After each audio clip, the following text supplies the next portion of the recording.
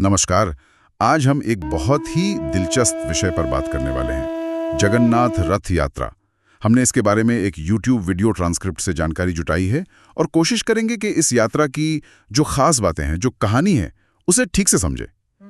और शुरुआत करते हैं एक आप कह सकते हैं हैरान करने वाली बात से। हर साल ना इस यात्रा के लिए 3 बड़े-बड़े रथ बनते हैं और कमाल ये है कि उनमें लोहे की एक कील तक नहीं लगती। सोचिए जरा। हाँ, ये वाकई अद्भुत है ना? ये सिर्फ ये नहीं दिखाता कि कितनी पुरानी पारंपरिक बनाने की तकनीक है, बल्कि इसके पीछे जो श्रद्धा है, जो कारीगरी है, वो कमाल की है। मतलब बिना कील के इतने बड़े रथ। जी हाँ, और मजबूत भी। ये अपने आप में एक मिसाल है। अच्छा, और इन रथों का भी अपना अपना महत्व है। जैसे भगवान जगन्नाथ का रथ कहते हैं इंद्रदेव ने दिया था। हाँ, ऐसी मान्यता है। उसमें 16 पहिए होते हैं और 4 सफेद घोड़े। हाँ। सारथी हैं दारुक।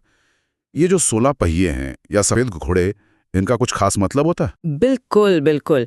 देखिए, इन रथों की जो बनावट है ना, जैसे पहियों की गिनती, घोड़ों का रंग, ये सब प्रतीक हैं एक तरह से। अच्छा। ये देवताओं की दिव्यता दिखाते हैं, उनकी शक्तियां।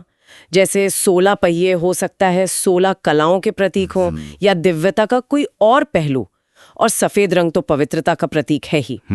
और सुरक्षा वाली बात भी बड़ी अनोखी है। कहते हैं रथ की रक्षा गरुड़देव और हनुमान जी खुद करते हैं। जी। ये तो भगवान और भक्त के बीच का वो गहरा रिश्ता दिखाता है ना? निश्चित रूप से।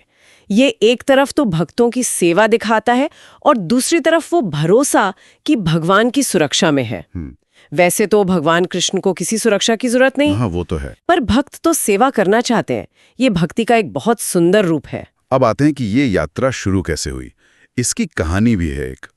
कहते हैं कि एक बार भगवान कृष्ण की बहन सुभद्रा मैया, उन्होंने इच्छा जताई कि नगर घूमना है। हाँ, कहानी तो यही है कि बहन ने कहा मुझे शहर देखना है, तो फिर क्या था, भगवान कृष्ण और भाई बलराम जी दोनों तैयार हो गए। उन्हें रथ पर बिठाकर निकल पड़े नगर भ्रमण पर। जी, और फिर तीनों अपनी मौसी के घर गए, गुंडीचा मंदिर। वहाँ रुके भी वो लोग। अच्छा, कितने दिन? 7 दिनों तक। 7 दिन रुके। हाँ। और बस इसी घटना की याद में, इसी प्रेम को याद करते हुए हर साल ये रथ यात्रा होती है। ये एक तरह से परिवार का स्नेह और भगवान की लीलाओं का उत्सव है। और यहाँ एक और बात बहुत दिलचस्प है कि हजारों भक्त मिलकर इन विशाल रथों को खींचते हैं। जी, लाखों की भीड़ होती है। हाँ, लाखों लोग। लेकिन कहते हैं कि रथ असल में खिंचता है भक्तों की श्रद्धा से, उनके प्रेम से और भगवान की इच्छा से। बिल्कुल सही कहा। वो भाव ही मुख्य है। शायद इसीलिए हर साल कहते हैं 30 लाख से भी ज्यादा लोग आते हैं। हाँ, ये आंकड़ा तो है और इसके पीछे मान्यता भी बहुत गहरी है। लोग मानते हैं कि इस दिन भगवान जगन्नाथ खुद मंदिर से बाहर आते हैं अपने भक्तों को देखने। हाँ, भक्तों को दर्शन देने। ये बहुत बड़ी बात है कि भगवान मंदिर से बाहर आकर भक्तों के बीच होते हैं। और कहते कि उनकी वो बड़ी बड़ी आंखें, करुणामयी आंखें, उनसे जब वो भक्तों को देखते हैं तो उनके जन्म जन्म के कष्ट, कितने ही जन्मों के दुख पाप हों, वो सब दूर हो जाते हैं। हाँ, वो दूर करते हैं और वैकुंठ धाम जाने का यानी मोक्ष का आशीर्वाद देते हैं। ये भगवान और भक्त का सीधा कनेक्शन है, एक बहुत ही खास मौका। तो मतलब हमने देखा कि कैसे वो विशाल रथ बिना लोहे की कील के बन जाते हैं, कैसे सुभद्रा मैया की एक छोटी सी इच्छा से इतनी बड़ी परंपरा शुरू हो गई। जी। और कैसे ये आज भी लाखों लोगों के लिए आस्था का, भक्ति का इतना बड़ा पर्व है।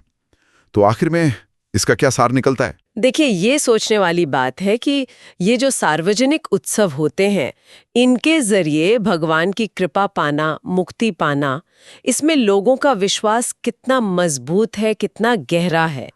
भगवान का मंदिर की दीवारों से बाहर आना, आम लोगों के बीच आना, उनको दर्शन देना, ये अनुभव किसी भक्त की आस्था को, उसकी श्रद्धा को कैसे और गहरा करता होगा। सही बात है। ये अनुभव उसे कैसे बदलता होगा, ये गहरा सवाल है जिस पर सोचा जा सकता है।